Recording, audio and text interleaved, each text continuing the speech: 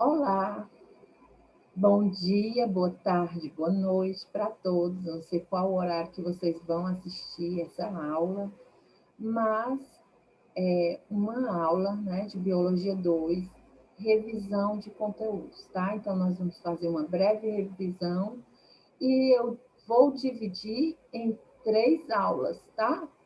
Primeira, vírus e bactérias.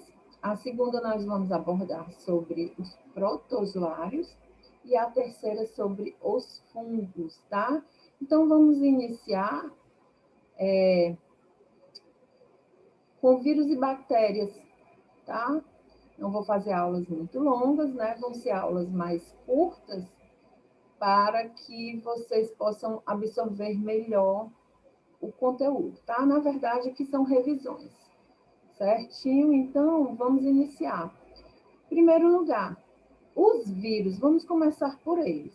Os vírus, eles são seres acelulares, ou seja, eles não estão incluídos em nenhum dos 5 reinos que já foram estudados. Só relembrando, reino Monera, reino protista, reino fungi, plantae e animalia. O vírus, por não ter célula, ele não está incluído em nenhuma dessas categorias. Eles também têm outra característica, que é o fato de serem parasitas intracelulares obrigatórios. O que significa isso?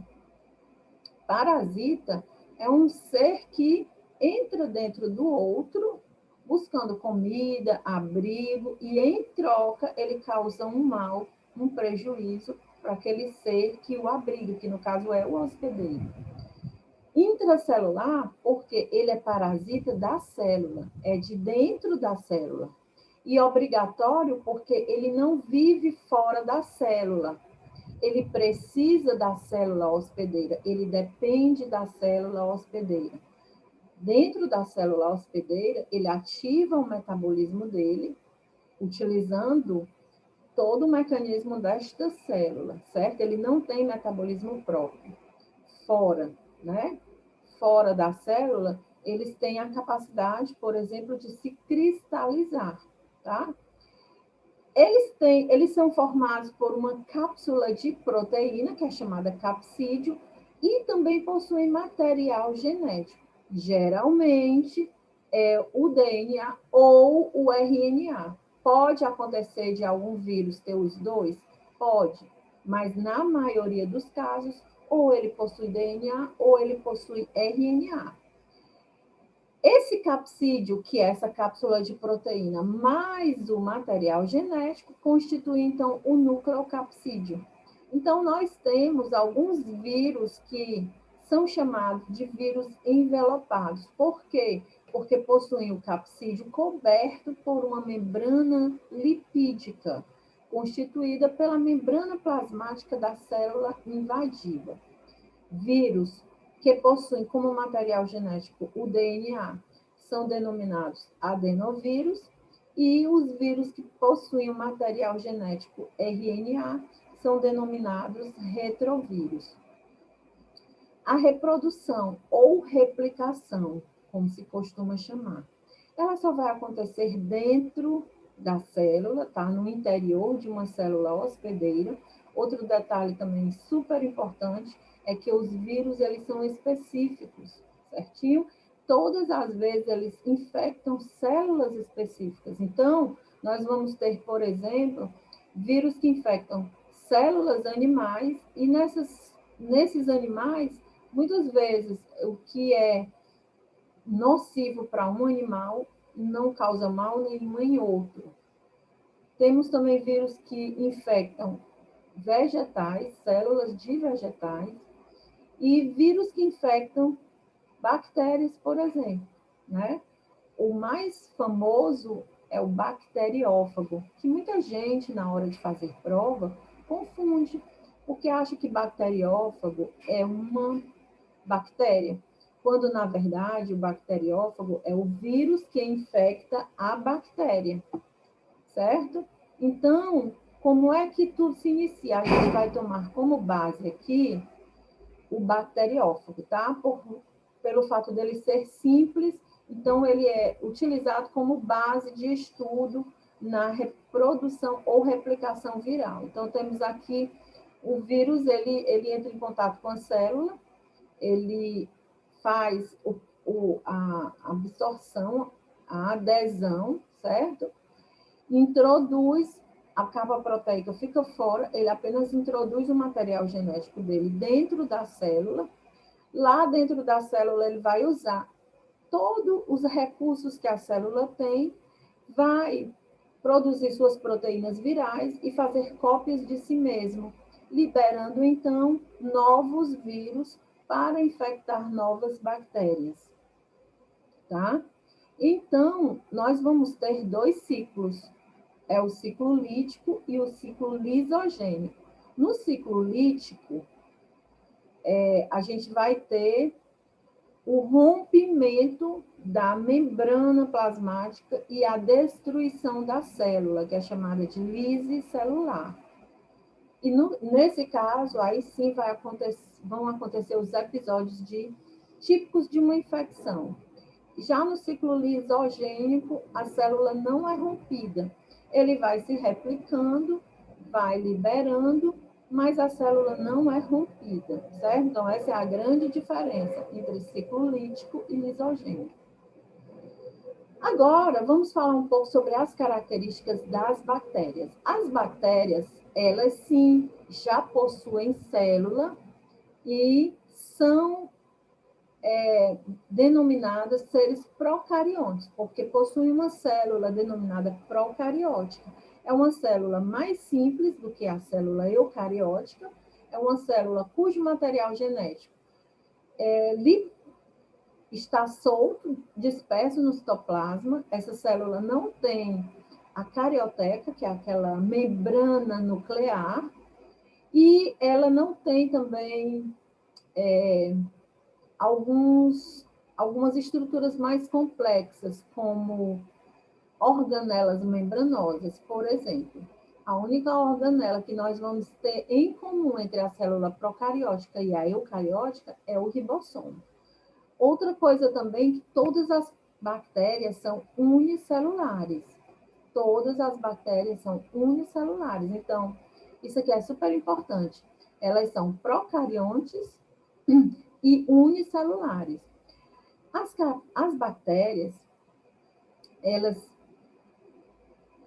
têm a fama de má, não é? Então, assim, porque elas causam muitas doenças, elas podem ser parasitas, inclusive nossos, e são muitos, mas na natureza como um todo, nós temos mais bactérias benéficas do que bactérias prejudiciais, tá? É tanto que elas podem se associar de forma benéfica com outros seres vivos, mas também podem se associar de forma maléfica, como no caso do parasitismo. De forma benéfica, nós vamos ter, por exemplo, a associação de bactérias com raízes de plantas leguminosas. As leguminosas quem são? Feijão, ervilha, soja. Isso vai propiciar um benefício para a planta e para a própria bactéria e para o ambiente, para o solo, porque vai enriquecer o solo. A bactéria, ela é o único ser, existem espécies de bactérias que têm a capacidade de absorver o nitrogênio atmosférico e transformar no solo em nitratos, que são substâncias que as plantas vão conseguir absorver, e assim elas trazem o nitrogênio para dentro delas e passam para os animais, inclusive para nós, tá certo? Então, são as bacteriorrizas.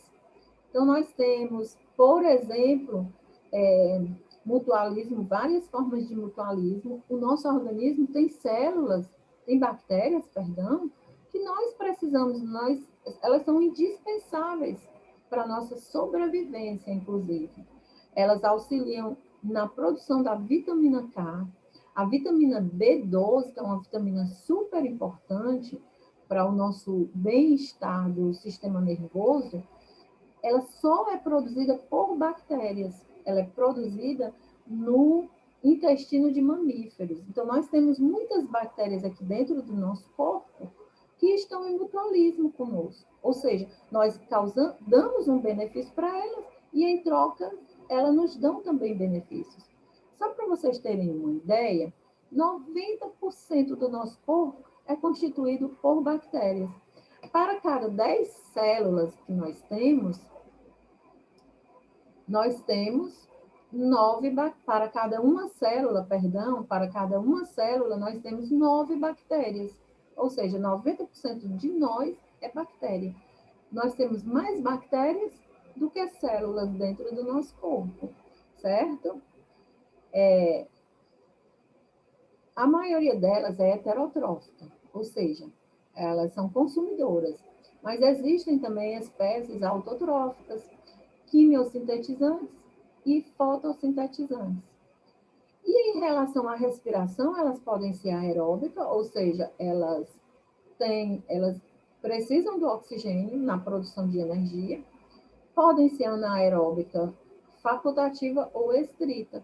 Anaeróbicas são aqueles seres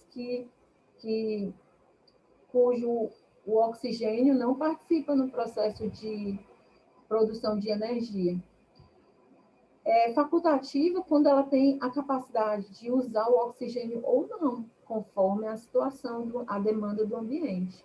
E estritas são aquelas que só vivem na ausência do oxigênio, tá? Então, na presença do oxigênio, então, elas morrem.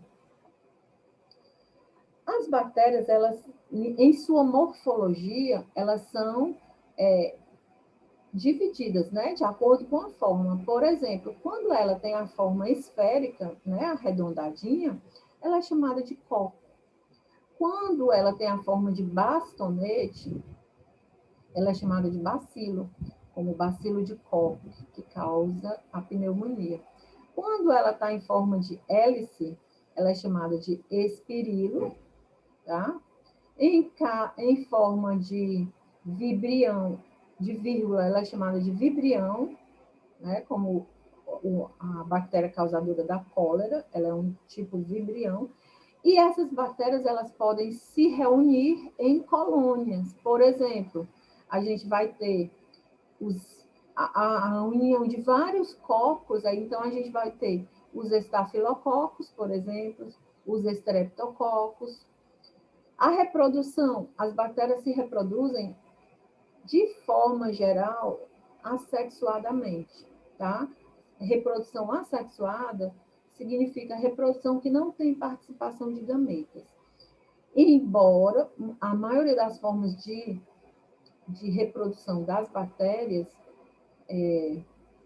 alguns autores consideram, inclusive, como reprodução sexuada, por haver troca de material genético, levando à variabilidade genética, que é a principal característica das reproduções sexuadas, né? Então, a gente vai ter aqui uma reprodução assexuada típica, que é a bipartição, onde a célula faz uma divisão celular, ela se parte em duas e forma, então, duas células filhas exatamente iguais à célula originária. E vamos ter essas formas aqui, conjugação, transformação e transdução, que são formas em que há troca de material genético. Vamos ver, então, a diferença. Na conjugação, elas se unem, elas formam uma ponte entre elas e há uma transmissão ou uma cópia do plasmídio, que é o material genético arredondadinho que elas têm, tá? Já na transformação, uma bactéria ela consegue incorporar fragmentos do DNA de bactérias que já se destruíram. Então, ela se transforma, tá? É uma outra bactéria, porque ela incorpora aí esse DNA e há uma alteração, uma modificação no DNA dela.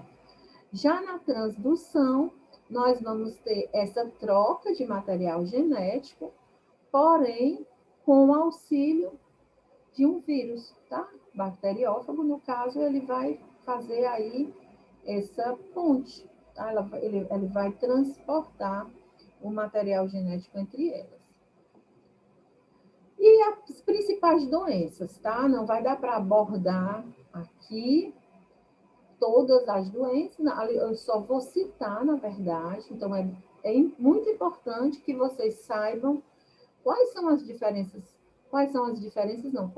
doenças causadas por vírus, que são chamadas de viroses, e quais causadas por bactérias, que são chamadas de bacterioses. Características dessas doenças e sintomatologia, tratamento, vocês vão abrir o livrinho e vão fazer aí um resumo. É importante frisar na questão de doenças que caem muito, tanto em vestibulares, como são as que podem cair nas provas de vocês, são aquelas mais comuns, não é? Que estão sempre em alta, embora possa cair alguma outra. Então, a gente tem aqui, no caso dos vírus, a gente tem a gripe, temos uma gama enorme de vírus causadores de gripe. O vírus da gripe é um vírus de RNA, é um vírus muito mutante, e por isso que não se encontrou até hoje vacina para ele, né? Temos o resfriado comum, que é muito semelhante à gripe em sua sintomatologia, no caso do Covid, né? Agora, ele é um resfriado, tá certo? As gripes, elas costumam ser mais fortes do que o resfriado. Muito embora, tanto na gripe quanto no resfriado, a gente vai ter, isso vai depender do sistema imunológico da pessoa que contraiu o vírus. Existem pessoas que contraem vírus tanto de gripe como de resfriado, inclusive da Covid, que são assintomáticas, ou seja, elas não manifestam nenhum sintoma, tá? Então, elas têm o vírus, elas passam adiante, mas elas não manifestam sintomas. Outra coisa super importante de observar é a forma de transmissão desses vírus, tá, pessoal? Então, a gente vai ter, por exemplo, vírus que são transmitidos através do ar, né, através de gotículas de saliva, de tosse, espirro. Vírus que são transmitidos pelo contato, né, no caso aqui do Covid, a gente vai ter a transmissão tanto via aérea como contato. Tem transmissão também por alimento, por água contaminada, transmissão por insetos, vetores, né, como é o caso da dengue, da febre amarela, tá?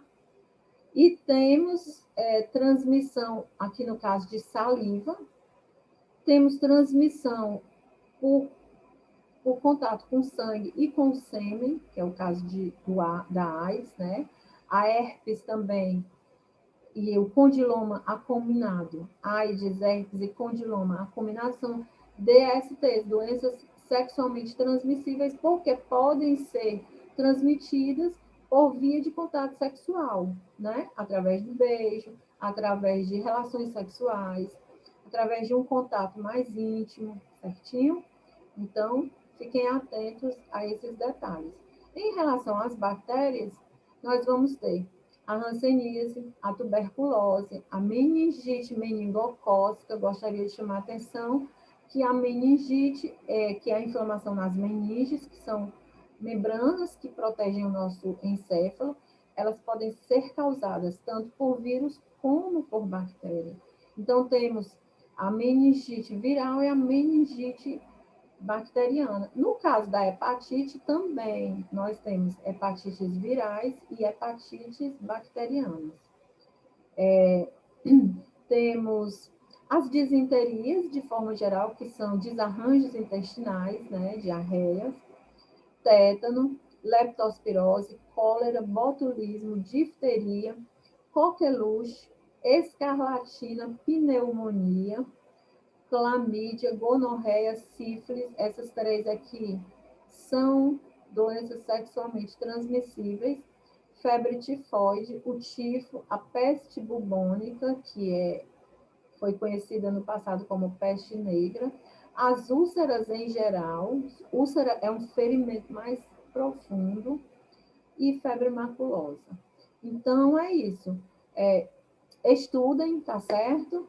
E até a próxima aula. Um abraço aí para todos, tá? Precisar, contem comigo, vocês sabem onde me encontrar. Certo, pessoal? Estou no Instagram, pode mandar direct, pode se comunicar comigo, qualquer dúvida. Estou à disposição de vocês. Um grande abraço para todos.